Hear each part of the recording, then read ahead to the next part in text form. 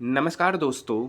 आज की वीडियो में मैं आप सभी स्टूडेंट के लिए आरआरबी एनटीपीसी अंडर ग्रेजुएट जिसका आंसर की जारी हो चुका है और आप सभी लोगों का बस एक ही डाउट होगा कि मेरे 50 रो मार्क्स बन रहे, मेरे 60 रो मार्क्स बन रहे हैं, तो मैं इस जोन से बिलोंग्स करता हूँ, क्या मेरा सिलेक्शन इस कैटेगरी से इस जोन में होगा कि नहीं होगा, उन सारी चीज़ों के बारे में हम लोग इस वीडियो में डिटेल में देखने वाले।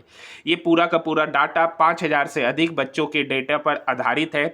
यहाँ पर जेन्युइन बात किया जाएगा। सबसे पहले हम लोग यहाँ पर बात करेंगे कि किस जोन से कितनी वैकेंसी आई है, वहाँ का एक्सपेक्टेड कट ऑफ क्या रहने वाला है, उन सारे चीज़ों के बारे में हम लोग यहाँ पर डिटेल में देखने वाले हैं। सबसे पहला पॉइंट है, जैसा कि आपको पता है कि आरआरबी एनटीपीसी अंडर ग्रेजुएट के लिए इस बार टोटल वैकेंसी जो आई थी वो 3445 वैकेंसी आई थी, जिसके लिए फॉर्म फिलअप हुआ था 63 लाख और इसका एग्जामिनेशन चला था 7 अगस्त से 9 सितंबर 2025 के बीच में। और इस बार नोटिफिकेशन में क्लियरली मेंशन है कि टोटल वैकेंसी का 15 टाइम्स सिलेक्शन होने जा रहा है, यानी टोटल वैकेंसी 3445 है तो 51,675 प्लस लोगों का सिलेक्शन सीबीटी 1 में होगा। ठीक है, नेक्स्ट बात करेंगे आरआरबी एनटीपीसी अंडर ग्रेजुएट का कट ऑफ किस पर डिपेंड करेगा। तो सबसे पहला है पेपर का लेवल, और इस बार जो पेपर का लेवल देखने को मिला है वो same as it is NTPC graduate level. Math reasoning बनने वाला, जीके हार्ड है, इसलिए पेपर का लेवल मॉडरेट टू हार्ड है।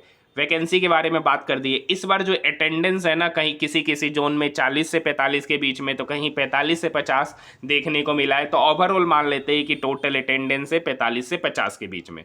सीबीटी 1 में सिलेक्शन होगा 51,675 पर सीट, कंपटीशन होने वाला 54 स्टूडेंट पर सीट। आपको पता है कि रेलवे का जो कट ऑफ जाता है वो जोन वाइज कट ऑफ जाता है, यानी हर एक जोन का कट ऑफ अलग अलग जाएगा।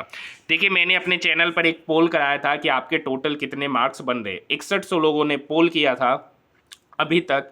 उसमें बात करेंगे 85 से अधिक मार्क्स लाने वाले मात्र 4% है, 75 से 85 मार्क्स लाने वाले 10% लोग हैं, जिसमें हर कैटेगरी के लोग शामिल है, हर एक अलग अलग जोन के भी शामिल है।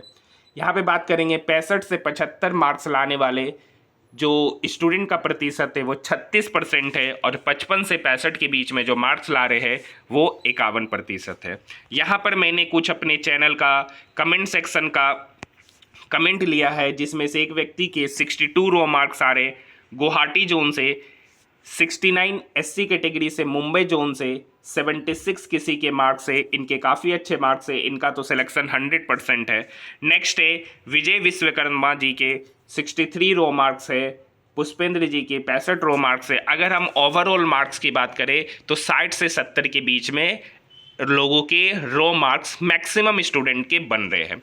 देखिए, कटअप को देखने से पहले एक बात आप समझ लीजिए, आरआरबी एनटीपीसी जो अंडर ग्रेजुएट का जो प्रोसेस होगा, सबसे पहले सीबीटी 1 एग्जामिनेशन होगा जो कि हो चुका है। उसके बाद सीबीटी 2 एग्जामिनेशन होगा। सीबीटी 2 में लगभग 51,000, मतलब जितनी वैकेंसी आई है उसकी 15,000 उसका 15 गुना लोगों का सिलेक्शन होगा, यानी लगभग 50,000 प्लस लोगों का सिलेक्शन होगा। अब इस 50,000 लोग में ठीक है, अलग अलग फिर सीबीटी 2 में उनका सिलेक्शन होगा। अगर टाइपिंग वाला पोस्ट है तो टाइपिंग वाले पोस्ट के लिए, अदरवाइज मेडिकल होगा, डीवी होगा। तो अलग अलग चरणों से एग्जामिनेशन प्रोसेस क्या है, सिर्फ सिंगल वन चरण है नहीं, 3-4 चरणों से एग्जामिनेशन क्या होगा, ये एग्जामिनेशन मतलब ये पूरा का पूरा वैकेंसी का प्रोसीडर गुजरेगा। तो इसीलिए ऐसा नहीं है कि किसी भी जोन का कट ऑफ 80 प्लस जा सकता है। ऐसा नहीं है कि किसी भी स्टूडेंट का मतलब किसी का भी कट ऑफ 80 प्लस अगर चला जाएगा सीबीटी 1 में, तो फिर सीबीटी 2 में 85 या 90 प्लस जाना पड़ेगा, फिर मेडिकल होगा, फिर फाइनल मेरिट लिस्ट बनने में पता चलेगा बहुत ज़्यादा चला जाएगा। तो उतना कट ऑफ भी नहीं जाएगा, किसी भी जोन का 80 से अधिक नहीं जाएगा। दूसरा बात है कि मान लीजिए किसी स्टूडेंट का हार्ड जोन में ठीक है, हार्ड शिफ्ट उसका एग्जामिनेशन था, किसी स्टूडेंट का हार्ड शिफ्ट में एग्जामिनेशन था, और उसके मान लीजिए रो मार्क्स 60 या 70 के बीच में बन रहे, अगर उनका हार्ड शिफ्ट में एग्जामिनेशन था तो 100% उनके मार्क्स अच्छा खासा बढ़ेंगे और वो आसानी से अपने कैटेगरी के जोन को क्या कर लेंगे, क्वालिफाई कर लेंगे। तब हम लोग बात करते हैं किस किस जोन से कितनी वैकेंसी है और कितना एक्सपेक्टेड कट ऑफ रहेगा, जिसमें सबसे पहले आप यहाँ पर देख सकते हैं प्रयागराज टोटल 389 वैकेंसी, जनरल का एक्सपेक्टेड है 73 के आसपास, ओबीसी का 70 के आसपास, ईडब्ल्यूएस का 68 के आसपास, एससी का 65 और एसटी का 62 के आसपास देखने को मिलेगा। अहमदाबाद से टोटल वैकेंसी जो आई थी वो 210 वैकेंसी आई थी, जिसमें हम लोग जनरल का एक्सपेक्टेड रहने वाला 68 के आसपास, ओबीसी का 65, ईडब्ल्यूएस का 64, एससी का 62 और एसटी का 60। अब देखिए इसमें थोड़ा बहुत वेरिएशन हो सकता है, क्योंकि यहाँ पर एग्जैक्ट मुझे ये नहीं पता है कि अहमदाबाद से टोटल कितने लोगों ने एग्जामिनेशन दिया, क्योंकि ये एक बहुत इंपॉर्टेंट फैक्टर बनेगा, क्योंकि किस किस जोन से कितने लोग एग्जाम में एपियर हुए और टोटल कितनी वैकेंसी है उसका 15 टाइम्स करके वहां से पर सीट स्टूडेंट का सीट पता चलेगा। मतलब पर सीट कंपटीशन कितना है, एक स्टूडेंट मतलब एक सीट पर कितनी स्टूडेंट का कंपटीशन है, उसका भी एग्जैक्ट डाटा नहीं है और वो भी कट ऑफ को डिसाइड करता है, क्योंकि उसका ऑफिशियल डाटा ऑफिशियल लोगों के ही पास होगा। क्योंकि अहमदाबाद से मान लीजिए 210 वैकेंसी आई है, तो इसका 15 टाइम्स मतलब लगभग 3000 लोगों का सिलेक्शन होगा। अब कितने लोग एग्जामिनेशन दिए ये भी तो एक इंपॉर्टेंट फैक्टर बनेगा, तो वो तो डाटा किसी के भी पास नहीं होगा, ठीक है, तो वो भी एक इंपॉर्टेंट फैक्टर बनेगा। इसी की वजह से थोड़ा बहुत चेंजेस हो सकता है। अजमेर से टोटल 71, जनरल का 72 के आसपास, ओबीसी का 69, ईडब्ल्यूएस का 65, एससी का 63 के आसपास, एसटी का 60 के आसपास देखने को मिलेगा। बेंगलोर से total 60 vacancy, cut off general का 73 के आसपास, ओबीसी का 69, ईडब्ल्यूएस का 65, एससी का 62, एसटी का 60 के आसपास। बिलासपुर से 152 वैकेंसी आई है, लगभग यहाँ से 67, जनरल का ओबीसी का 64, ईडब्ल्यूएस का 62, एससी का 61, एसटी का 59 के आसपास देखने को मिलेगा। यहाँ पर हम लोग देखेंगे भुवनेश्वर का बात करेंगे, यहाँ से जनरल का 74 के आसपास, ओबीसी का 70 के आसपास, ठीक है, ईडब्ल्यूएस का भी वही लगभग, एससी का 67, एसटी का 64 के आसपास देखने को मिलेगा। उसी तरीके से हम लोग अब कुछ इंपॉर्टेंट जोन की बात कर लेते हैं। चेन्नई से टोटल 194 वैकेंसी आई है, यहाँ से जनरल का 68 के आसपास, ओबीसी का 65, ईडब्ल्यूएस का 64, एससी का 62, एसटी का 60 के आसपास देखने को मिलेगा।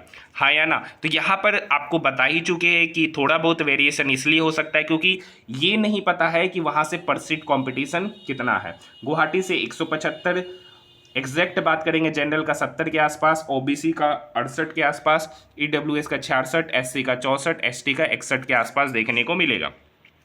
कोलकाता का बात करेंगे जनरल का 70 के आसपास, ओबीसी का 68, ईडब्ल्यूएस का 66, एससी का 62 और एसटी का 60 के आसपास देखने को मिलेगा।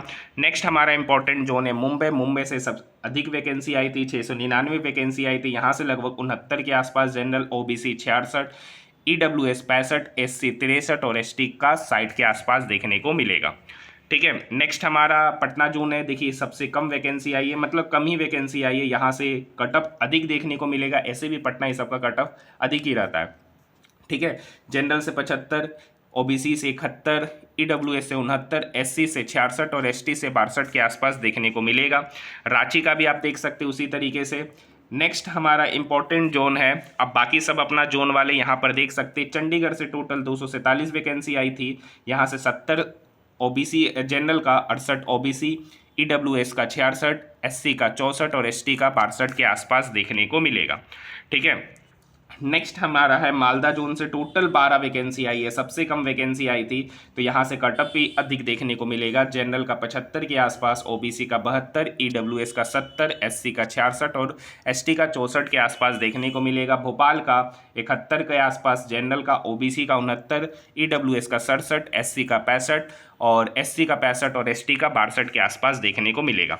देखिए मैंने आपको बताया थोड़ा बहुत वेरिएशन इसलिए हो सकता है हर एक जोन में, क्योंकि सबसे पहला चीज़ है कि कट ऑफ जो है ना पर सीट कंपटीशन पे भी सबसे ज़्यादा डिपेंड करेगा। दूसरा है पेपर का लेवल। अब मान लीजिए कोई ऐसा जोन है जहाँ पे पर सीट कंपटीशन 30 है और कोई ऐसा जोन है जहाँ पे पर सीट कंपटीशन 14 है, वैकेंसी कुछ भी है लेकिन पर सीट कंपटीशन अगर वेरी कर रहा है तो वहाँ का कट ऑफ कम जाएगा, क्योंकि जहाँ पर जितना कम स्टूडेंट होंगे एक सीट पे फाइट करने के लिए वहाँ का कट ऑफ कम जाएगा। और इसका जो रियल डाटा है ना, किसी व्यक्ति के पास नहीं होगा, वो ऑफिशियली उस जोन वाले के पास होगा, तो जो कट ऑफ एग्जैक्ट डिसाइड होता है वो बाद में डिसाइड होता है एग्जैक्ट। बाकी ये रफ है, ठीक है। अगर आप लोगों के मान लीजिए बहुत लोग ऐसे होंगे जिनके 50 प्लस मार्क्स बन रहे, 55 प्लस मार्क्स बन रहे हैं, और मान लीजिए 55 प्लस मार्क्स बन रहे, ठीक है, अब वो जनरल कैटेगरी से बिलोंग करते हैं, जनरल कैटेगरी से बिलोंग करते हैं, और उनका शिफ्ट मान लीजिए हार्ड है, और वो एक ऐसे जोन से